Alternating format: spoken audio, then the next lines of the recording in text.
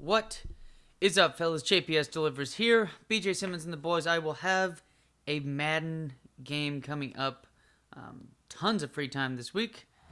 Getting off of work quite fucking early. We're here in revenge mode. Excuse me. Here in revenge mode against Michigan State. We know what happened last year. This team was rolling, and that was Iowa itself. I mean, this team right now, number 6 in the country. At home this time, 5-0. I'm pretty sure we are No, we had already lost to Wisconsin at this point. Just a tragic game. Tragic game, but there's the standings right there. Michigan, Ohio State, of course, on top. Minnesota, then Pedophile State right there. And, well, we're also undefeated in Big Ten play. Didn't have to play anybody in non-conference. This is when it starts getting really interesting. I think next week is when it starts getting real interesting. Not nearly as many touchdowns to start the year. That scares the fuck out of me. This is supposed to be a season that BJ really, takes a little bit of a step. Maybe it's going to be the junior season, or maybe we're going to see this 19, 20-year-old become a man in front of our eyes when he has to play a top 10 team in Wisconsin, a top 10 team in Ohio State. We're just going to have to see. But this is revenge tour right here. I think this and facing Wisconsin will be two of the revenge games on the rest of the season. This defense came out hot. And like I said, I got a couple videos in queue that I'll record over later tonight, set it up for the rest of the week and whatnot. But this defense came out firing. And also, too, the running game has actually been pretty strong. Speaking of being pretty strong, that's a great example. It wasn't too big of a run, but at the same time, our running back didn't fumble when they were obviously looking for the strip. They read their, they did a good job with their film, but their offense did not to start this game. 9-yard run on that one. BJ Simmons and the boys, hey, I mean, why try to even, get cute with it, get the first down, especially how this offense has been struggling. And BJ Simmons' athleticism, the strength on the outside, I've been trying to improve his breaking tackle. Maybe he does some more things out in the open. We've seen him get these big, long runs, but they've been, pretty much untouched. The accuracy isn't there right now, which is a shame. That was one of the craziest laterals I've ever had, and funny enough, that one doesn't end up becoming a fumble when, all the things in the world could have gone wrong on that play. They did not. Having to go for it on 4th and 16, I thought that was, it's kind of stupid, but at the same time, it was just an awkward positioning, especially at this point. It's not like Madden to where we have grown-ass men kicking the ball. Our kicker is just not, he's just not matured yet. His foot hasn't. But here we go on the kickoff, or the punt return. This is the reason why he's the impact player. It's just, you got some dudes that he's not the top wide receiver on this team. He's not even statistically the second wide receiver on this team. But this dude just makes plays. He just makes plays. He's a great punt returner for us. It's mainly the starting halfback, number 23, is the kickoff return specialist, which we might see a little bit of him later as well. But hey, this defense was fucking rocking and rolling. That's 8 or 9 guys around the tackle on that play. I don't think they got much of anything on that. 3rd down. Now it's our ball again. 2nd and 7. BJ Simmons trying to set it up down the field. Had his man beat. Speaking of using your playmaker in this situation, had his man beat. And then he drops a pass. Hit him right in the numbers. Didn't try to catch it with his hands. As you can tell, it's been a rough season for the passing game for the most part. At least we have more yards thrown than that quarterback. And he is their impact player. So I wasn't going to guess that maybe the starter actually got injured or whatnot. Maybe the starter did get injured. He did already have more touchdowns thrown than Mr. BJ Simmons. But this Michigan State team is just not the same team as they had last year. And here we go, BJ Simmons running the option, kind of doing things a little bit different. Most Iowa quarterbacks, you're not going to have the athleticism run the option. But I'll tell you what, though, his athleticism is opening it up. I swear, we've scored 4 or 5 touchdowns on the year just with the halfback counter on the left-hand side. It seems to be the strong rushing side. My mind, if y'all haven't noticed at this point, I like to run the ball to the left quite a bit. I don't know what it is when it comes to maybe, using the thumbsticks for direction and whatnot. I don't know, but it seemed to be working so far. And what was also working was this defense This offense still struggling for the most part. Wide receiver number 80, they technically consider that a drop pass. It wasn't an ugly pass by any means, but it wasn't, on the money as usual. We've seen wide receiver number 80 make way more difficult catches when was needed. And here we go, BJ Simmons throwing it to the tight end, and it's going to not be picked off. I was scared shitless when that happened. Then there was also a flag on the play, and we'll take a good look at it. We'll cut it live right here, and it's going to be holding. So that sucks balls. And honestly, though, in most video games, if you do not stay in the pocket for very long, the game's going to eventually just kick your ass and have a couple of these holding calls when you run around. And also in real life, too, when the quarterback has to scramble around. I mean, is there a more exciting quarterback in the country than this man when he's running 30, 40 yards behind the line of scrimmage just to throw the ball out of bounds? Just to throw it out of bounds. It was no play whatsoever. But pretty much for the most, I'm surprised that wasn't pass interference, but the defense is rocking and rolling. Their defense started rocking and rolling right there. It's only 14-0 off of one offensive touchdown. And there he is, cornerback number 22. We saw him against Indiana with that just straight up amazing interception to where he had pretty much the same scenario right there.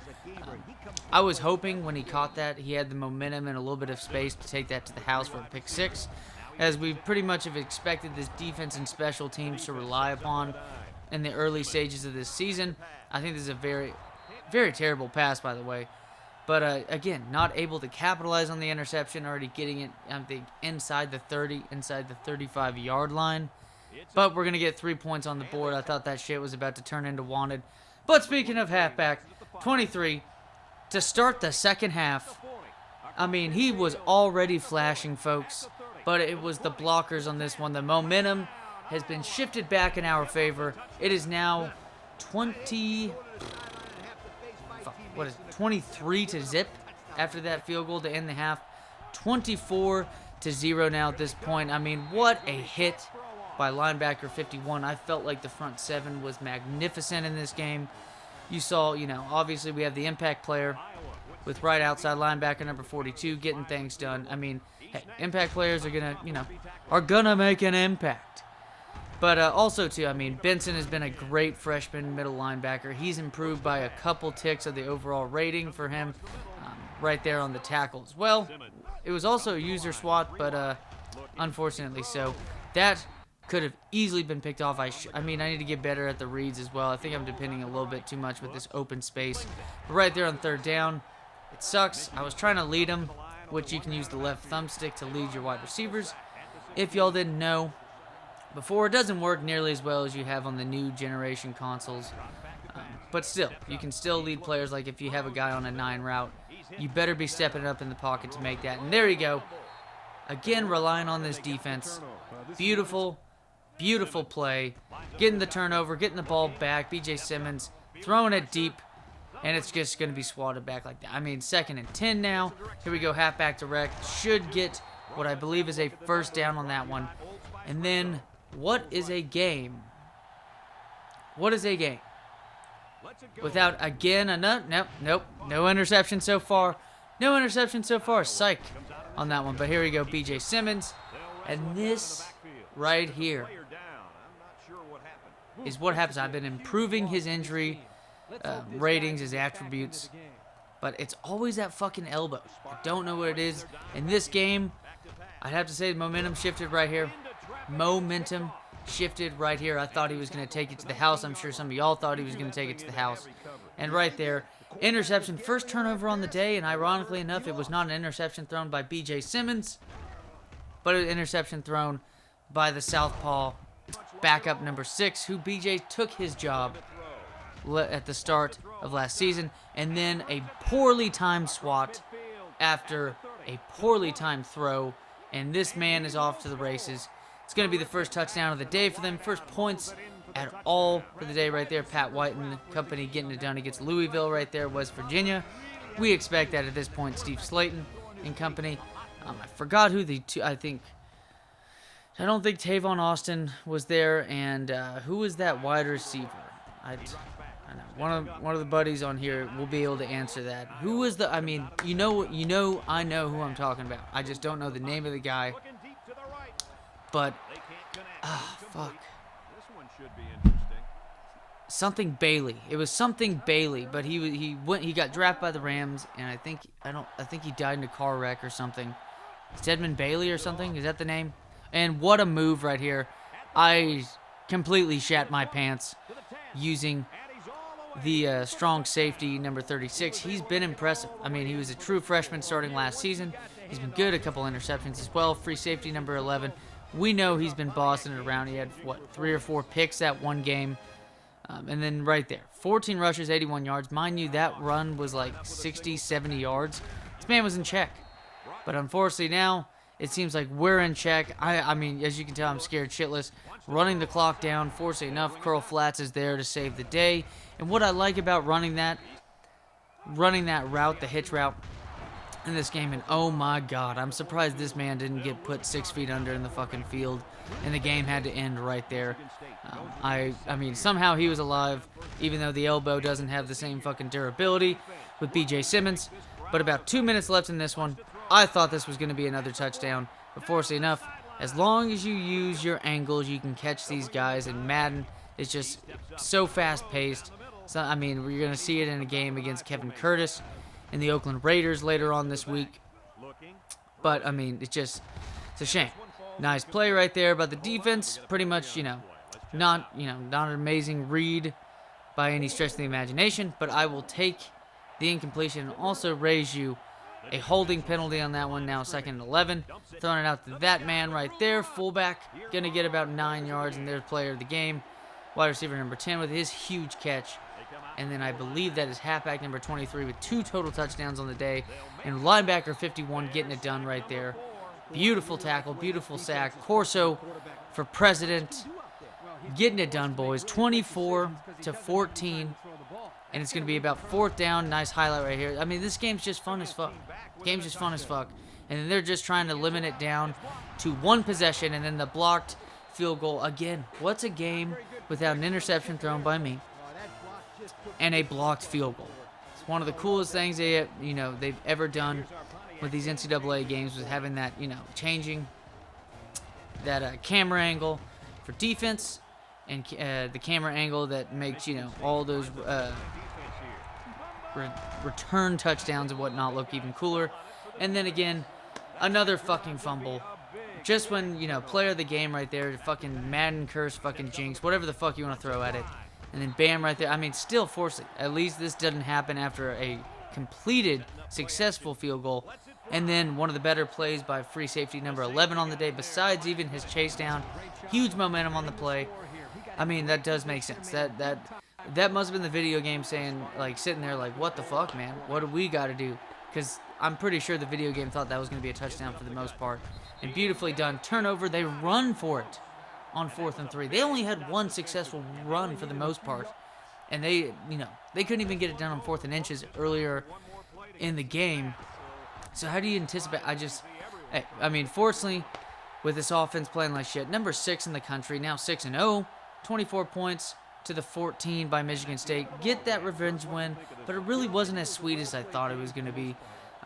Maybe in the first half, the defense was playing it was beautiful execution. Defense was kicking ass, and again, we usually do pretty well when it comes to covering down the field with the secondary. We do have a solid secondary. I mean, a couple dudes. There's a couple guys being dudes back there, and they're just fucking bossing around, trucking dudes on interception returns and whatnot. But there he is, injured, fortunately, only for the game. BJ Simmons only injured for the game, and big news out of that, because not only to get away with the win, when if that game if that's only halftime right there at that game, that's most likely a loss. Let's be honest. Most likely a loss, but fortunately still undefeated. I think we have a game against Purdue after this, and then I think we start the plethora of very high-ranking opponents. I think it's going to be the first opponents we face all season. We're honestly, if I was like Kirk Herbstreit talking about this on ESPN, I would have to be talking about how this is the most overrated top 10 team in the nation. We'll probably be top 5. I don't know. We'll have to see. But as always, fellas, Take it easy, and we'll have Madden soon.